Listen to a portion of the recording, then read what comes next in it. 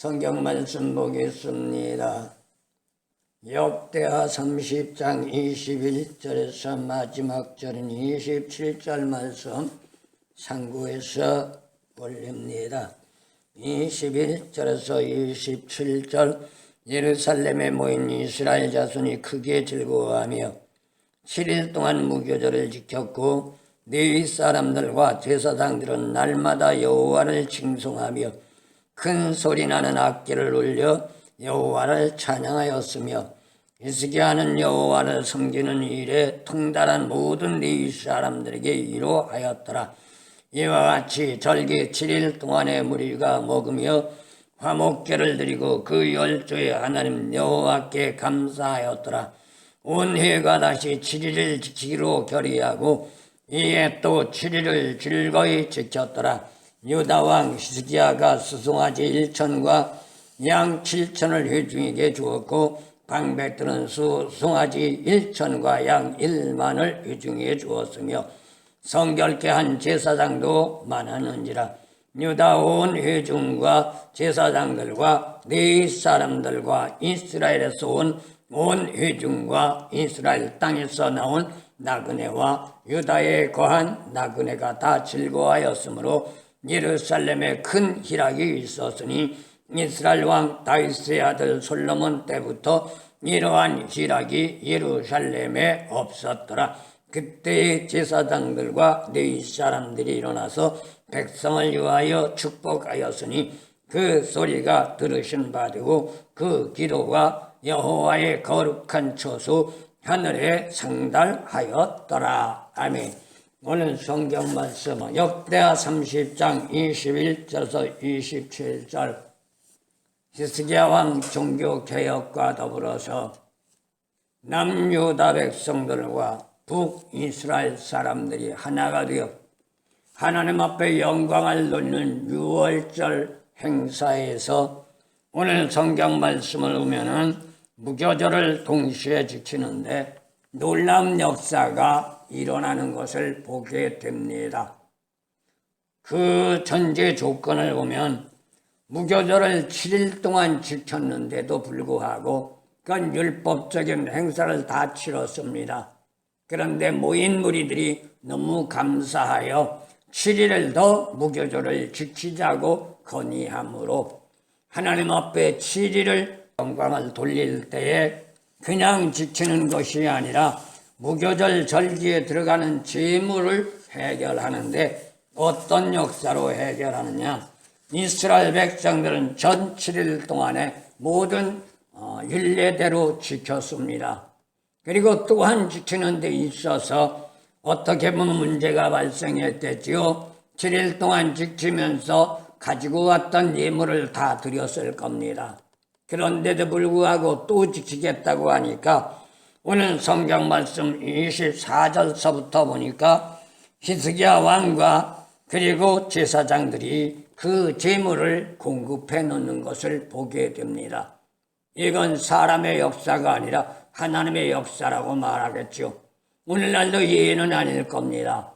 하나님을 믿고 신앙의 길로 들어가는 데 있어서 강압적으로 예물을 내라고 하면 견디지 못한 가운데 내는 사람도 있겠지요. 그러나 강압적으로 내라고 한다면 내기는 내지만 불평불만이 나올 거예요.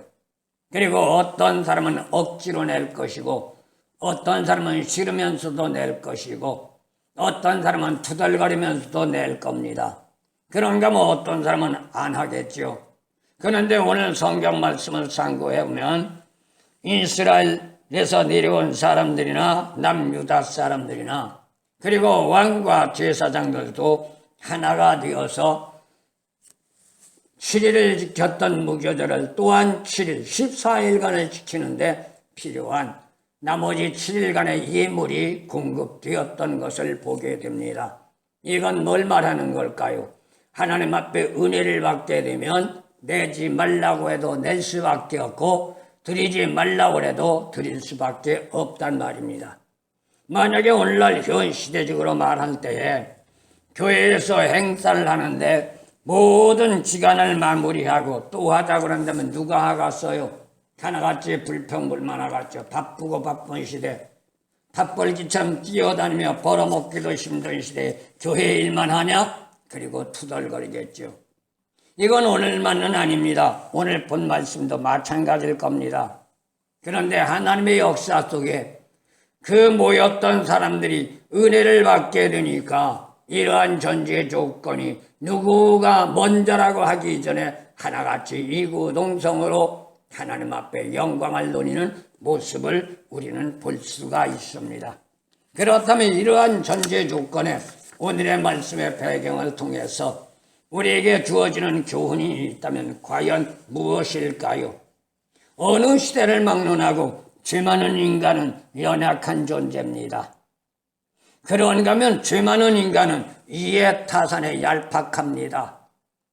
그리고 어떠한 상황, 어떤 여건 속에도 자기 이해타산은 주판날에 따라서 기분이 올라갔다 내려갔다 하는 것이 인간의 습성이고 생활입니다. 하지만 자신의 신앙적인 삶이 최고선이라고 대다수가 큰 소리치고 있지요. 그리고 목에다가 힘을 주면서 속된 세상 말만 따라 거들먹을 피우며 자화자찬하는 모습들을 보게 됩니다. 그러나 하나님의 주권적인 섭리 안에서 벗어날 수 없는 인간이라면 그렇게 할 수도 있겠죠. 그러나 그렇지 못한 사실이라면 하나님의 진리를 부르짖는다 할지라도 말씀은 동떨어진 생활이 될 수밖에 없단 말이에요. 그러면 어떤 문제가 될까요? 하나의 형식적이고 거짓말쟁이가 될 수밖에 없습니다. 그렇다면 인간이란 전제의 조건을 생각해 볼 때 하나님의 사유함의 은총이 없으면 아무것도 할 수 없는 무익한 존재라는 것을 우리는 성경을 통해서 말해줍니다. 예레미야 18장 7절과 이사야서 45장 7절 말씀을 볼 때 인생은 무익한 존재라는 거죠. 그래서 하나님의 도우심과 하나님의 역사심이 우리에게는 절대적으로 필요한 존재가 인간이라는 겁니다. 이를 깨닫지 못하다 보니 자신의 무지함과 무능함으로 말미암아 결국 격길로 빠져버리는 겁니다. 이런 전제 조건이 어떻게 될까요? 자기가 파놓은 구덩이에 자기가 빠지는 불행을 초래하는 것이죠. 옛날 어렸을 때도 볼 것 같으면 시골에는 거집안 다 오솔길입니다. 그리고 여름철이 되면 풀이 무성하게 자랍니다. 그래서 짓궂은 아이들은 이쪽 풀과 저쪽 풀을 갖다가 매듭을 지어 놓습니다. 왜일까요? 지나가는 사람 걸려 넘어지라고. 근데 놀란 게 뭔지 아세요? 지나가는 사람이 걸러 넘어지는 것이 아니라 자기가 양쪽에 풀을 갖다 매듭 지어놓은 그 자리에 가서 지가 걸러 넘어진다고요. 왜요? 자기도 깜빡한 거죠. 그러니 결국 자기가 파놓은 자기 구덩이에 자기가 빠지는 결과가 된단 말입니다. 남유다 백성들은 그런데 달랐습니다. 오늘 성경 말씀을 보면 어떻게 보면 복음을 통해 볼 때 죄악된 성경을 가지고 있는 이상 무지함의 무지로 극치의 존재가 될 수 있었던 것이 이스라엘 백성들이었고 남유다 백성들이었습니다. 그러니 이스라엘 백성들은 솔몬 왕 뒤 여로보암과 르호보암 두 사람의 분리 전제 조건으로 북이스라엘 여로보암은 우상 숭배자가 되었고 남유다로 분리된 르호보암은 하나님과의 관계를 맺는다고 말하면서도 형식주의가 되었기 때문에 때때로 많은 왕들이 우상 숭배에 매료되어 하나님을 불영광 돌리는 불상사가 되었었는데 그 일례도 오늘 성경 말씀의 주인공인 히스기야 왕 부친인 아하스 왕이라고 볼 수가 있는 겁니다. 이러한 전제 조건 속에서 히스기야 왕은 어땠을까요? 남유다 백성들을 하나님의 사유함의 음총을 받게 하기 위하여 종교 개혁을 일으켰고 그 사유함의 은총을 받게 하는 전제적인 목적은 국태 민안과 백성들의 평강을 누리는 삶으로 살아가게 하기 위함이었던 겁니다. 히스기야 왕 자신의 안일과 안흑이 아닙니다. 자신의 명예 권세가 아닙니다. 국가적인 문제와 백성들의 문제를 위하여 핍박과 박해와 멸시와 천대가 있음에도 불구하고 종교개혁을 시행했고, 그리고 제사장들과 백성들을 유월절을 통하여 죄를 사함받는 어린 양을 바치게 했고, 그리고 유월절에 이어서 무교절을 하나님 앞에 영광 돌렸는데, 그 과정을 통하여 모든 백성들이 하나가 되는 하나님의 은혜를 받음으로 말미암아 일주일을 드려야 하는 무교절이 14일간을 하나님 앞에 영광을 드리게 되었단 말입니다. 이게 바로 하나님의 역사입니다. 그래서 요한복음에 나가서면 예수님은 우리에게 뭐라고 말할까요? 요한복음 4장 23절에서 예수님은 촉구하십니다. 신령과 진정으로 예배를 드리라고. 신령과 진정으로 예배 드린다는 말은 뭘까요? 오늘날 현 시대적인 사람들처럼 웅장한 건물을 지어놓고, 그리고 오케스트라의 찬양대를 대동하고, 그리고 수많은 사람들이 아름답고 멋있는 옷을 갈아입고 헌금 봉투를 두둑하게 드린다고 해서 신령과 진정의 예배는 아닙니다.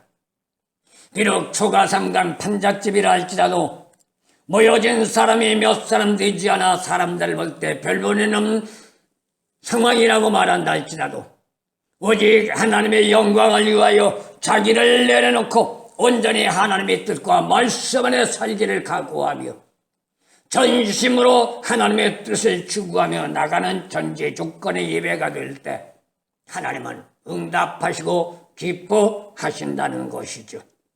그러니 오늘 성경 말씀에 남유다 백성들과 일부적인 북이스라엘 사람들과 예배를 드렸던 유월절과 무교절이 이러한 역사가 이루어졌다는 것을 가르쳐 주는데 24절에서 보면 온 회가 다시 7일을 지키기로 결정하고 어느 한 사람의 의견이 아니고 어느 한 사람의 주장이 아니라 23절 상반절에 보니까 온 회가 모였던 모든 사람이 다 결의했다라는 결론이 나옵니다. 그럼 반대하는 사람이 없었다는 거죠. 토치다는 사람이 없다는 거죠. 이게 하나님의 역사요. 이게 복받는 비결입니다. 그렇다면 오늘 성경 말씀을 상고해 볼 때 21절에서 22절 보면 어떤 역사가 있느냐? 하나님의 주권적인 개입이 있었다는 것을 가르쳐 줍니다. 구약이나 신약이나 현신이나 다를 바 하나도 없습니다. 하나님의 말씀을 믿고 하나님을 믿고 진리의 길로 들어가는 자라면 우리의 인간적인 사고 방법만 가지고는 안 됩니다.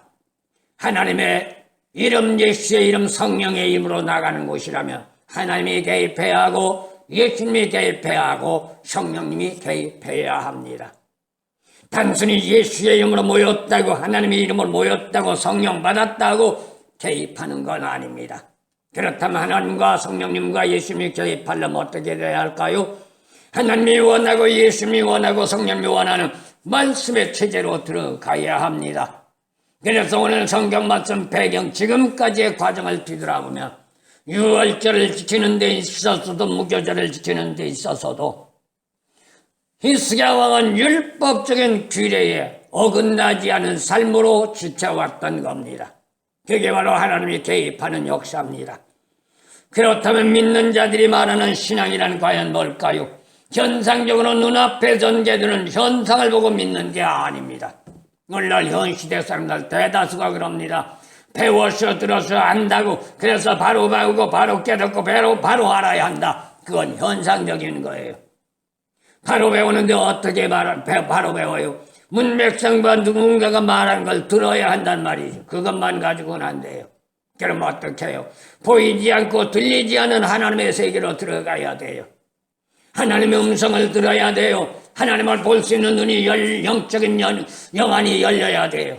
그리고 우리의 심령 속에 내 생각을 뽑아버리고 예수의 영 성령을 우리가 받아들여야 한단 말입니다. 그렇지 않으면 우리는 죽었다 깨나도 하나님의 뜻을 이룰 수가 없고 하나님의 말씀대로 살아갈 수가 없단 말입니다. 이게 바로 기독교 신앙이라는 거죠. 그렇기 때문에 형이 생각이란 영적인 진리 안의 삶으로 도약하지 않으면 너 나를 막론하고 수박 겉핥기의 신앙에 불과하니, 사도 바울의 말을 빌린다면 초등학문의 수준밖에 되지 않습니다. 초등학문 수준 가지고는 고등학문의 체계를 들어갈 수가 없고 영적인 체제를 들어갈 수가 없단 말이에요. 그렇다면 초등학문 수준은 뭘까요? 성경적으로 말하면 율법의 신앙이라고 말할 수 있는데, 세상적인 형이야기는 철학적인 사고, 배움을 가지고 말하는 겁니다. 배움을 가지고 있다면 그 배움의 세계를 뛰어넘어 보이지 않는 영적인 세계로 들어가 하나님의 영인 성령이 나와 함께하여 내가 죽었던 자가 살아나는 자가 될 때 비록 영적인 사람, 하나님의 사람이 될 수 있습니다. 이럴 때 하나님의 영, 성령은 우리와 함께하며 내가 모르는 거, 내가 알지 못하는 거, 내가 할 수 없는 거, 내가 이룰 수 없는 거 성령이 도와서 할 수 있도록, 알 수 있도록, 깨달을 수 있도록 역사하는 축복이 우리에게 주어질 수 있다는 것이죠. 이렇게 되면 어떻게 될까요? 우리가 인간적으로는 도무지 상상할 수 없는 아이러니한 전제 조건이 되어드는데, 우리가 생각하지 못했던 것, 우리가 바라지 못했던 모든 전제 조건이 열려 들어가면서 삶의 생활 파톤이 아름다운 모습으로 변화되는 역사가 나타납니다. 그렇다고 해서 어려움이 없는 건 아닙니다. 그렇다고 해서 고난과 역경이 없는 게 아닙니다. 그렇다고 해서 질병이 없는 건 아닙니다. 여전히 어려움과 고통과 역경은 있고 질병은 있습니다. 하지만 하나님이 함께하는 역사가 주어지니 마음이 평강이 이루어지고 근심 걱정이 떠나간단 말이에요. 그것은 세상에서는 돈 주고 살 수 없는 축복이죠. 오직 예수 안에서만 주어지는 고귀한 선물이라고 말할 수 있습니다. 그래서 히스기야 왕은 신본주의 삶으로 돌입하면서 전제적인 목적이 국태민안함과 평강의 축복, 역사적인 삶으로 영위해 나가기 위한 목적을 가지고 종교개혁을 일으켰던 것을 보게 됩니다. 이거는 오늘 본문 말씀의 히스기야 왕은 막만은 아닙니다. 역사적인 일의 지구촌의 과정을 뒤돌아볼 때 하나님을 믿고 하나님 안에 살았던 모든 나라, 모든 백성들은 동일한 축복과 동일한 역사가 이루어졌던 것을 우리는 보게 되죠. 그 일례로 우리는 대한민국을 볼 수 있습니다.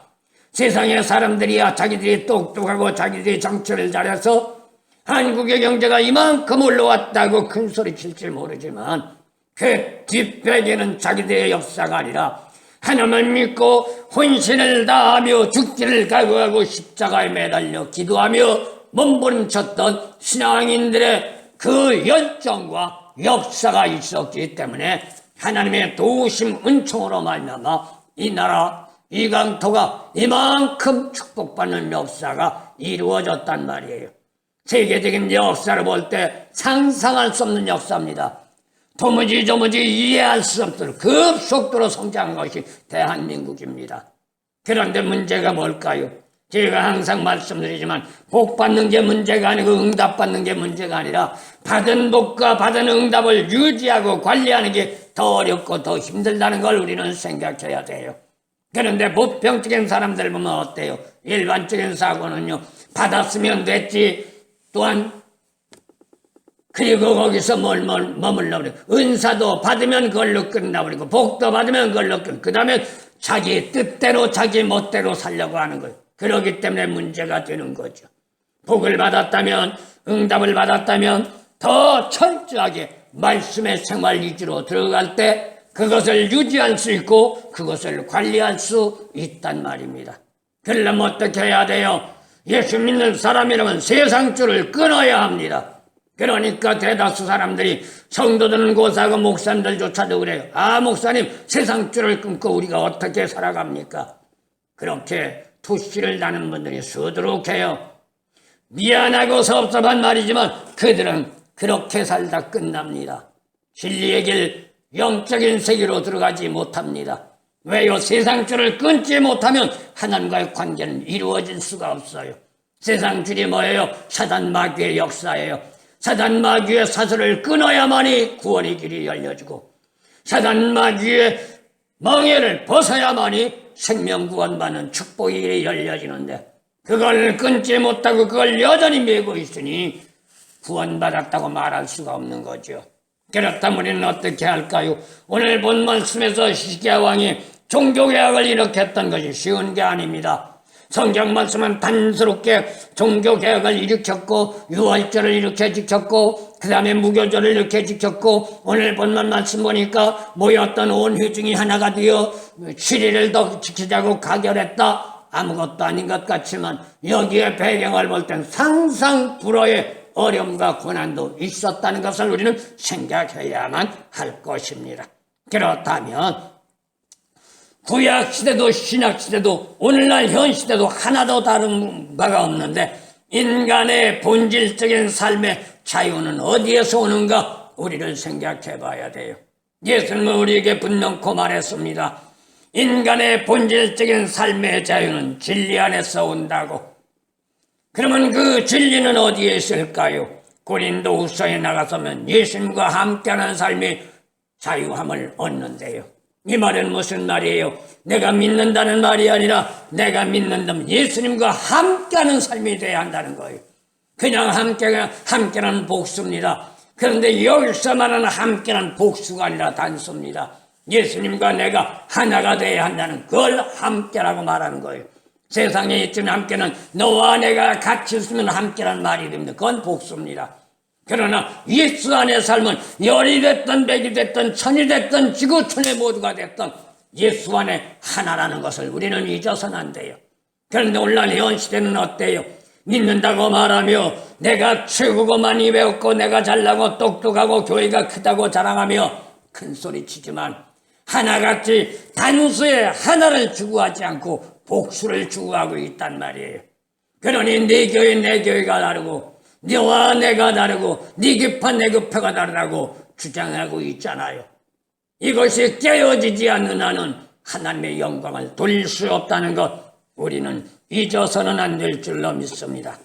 구약시대도 신약시대도 오늘날도 그 많은 인생이 죄악된 굴레를 벗기 위해서는 어떻게 해야 돼요? 지구촌 어느 누구를 막론하고 예수를 믿는 자면 어린 양인 예수님의 희생적인 속죄가 없다면 구원은 불가능합니다. 그 역사를 이루고 그러한 전제기를 열어준 것이 오늘 부활절입니다.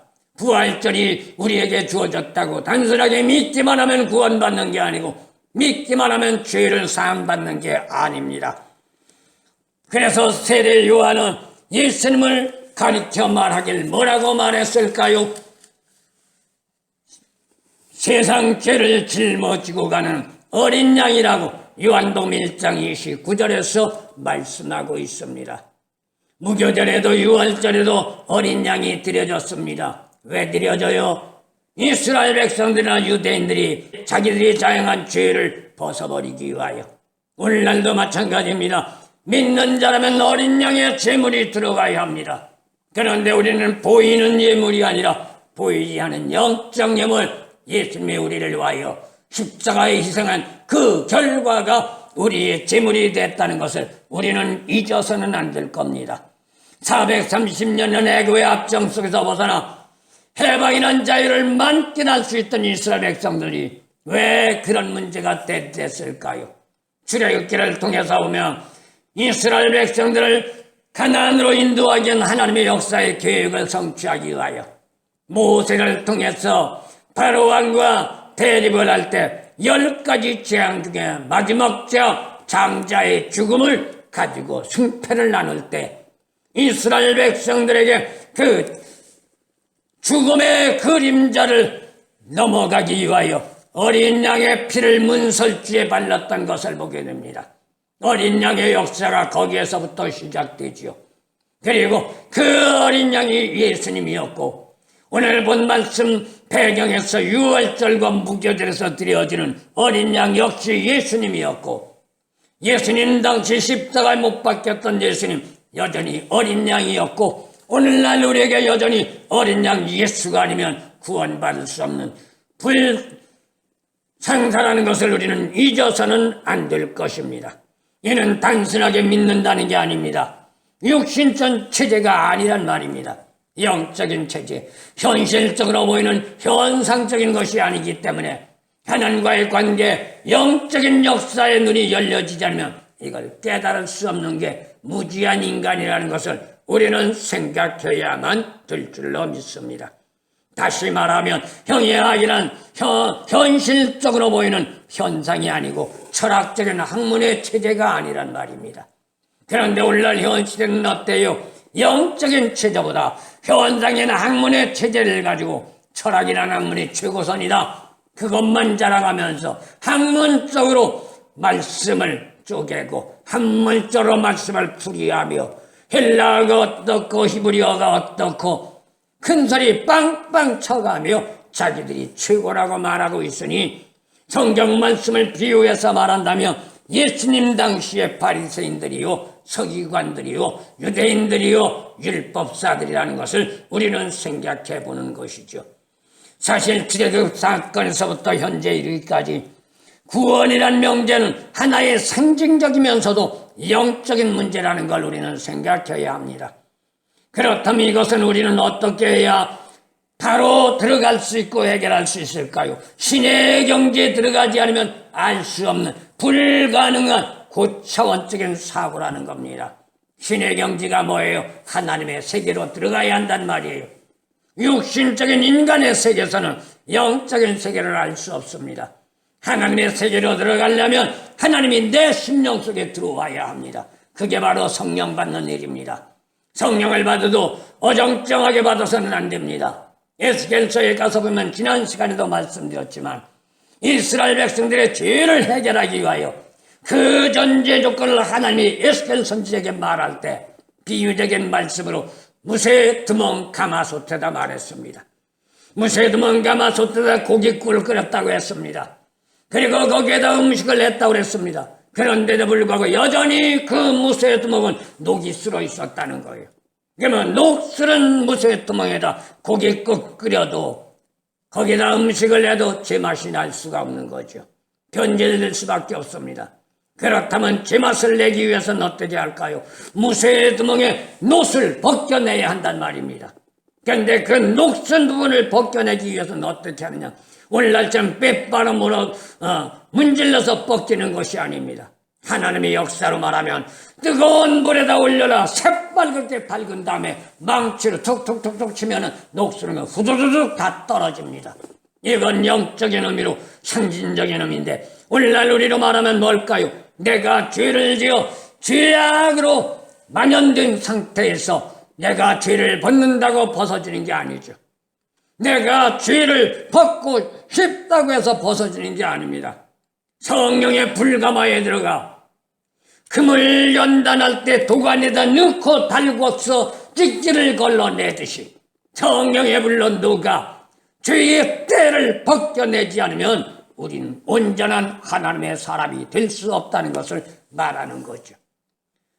히스기야 왕이 이러한 전제 조건을 이루기 위하여 오늘 성경 말씀에서 6월절 무교절을 통하여 이스라엘 백성들 남유다 백성들의 속죄제를 드리며 또한 그러한 7일 동안의 나머지를 드리기 위하여 히스기야 왕이 수송아지 1천, 양 7천 그리고 방백들이 수송아지 1천, 양 1만을 회중들에게 공급해 주었다는 것을 보게 됩니다. 그렇다면 오늘 이 시간 오늘 본 말씀을 우리가 생각하면서 험난 시대 삶을 살아가는데 때로는 힘들고 어려워도 오늘 히스기야 왕이 하나님의 영광을 돌리며 국태민안하고 평강한 삶을 누리기 위하여 어떻게 했는가를 다시 한번 우리가 되짚어보면서 우리를 또 이 마지막 시대 진리의 말씀 붙잡고 힘들고 어려워도 평강과 또한 복된 역사 일어나기 위하여 부단히 노력하고 힘쓰며 주력할 수 있는 저와 여러분들 되어지기를 소원합니다. 자들이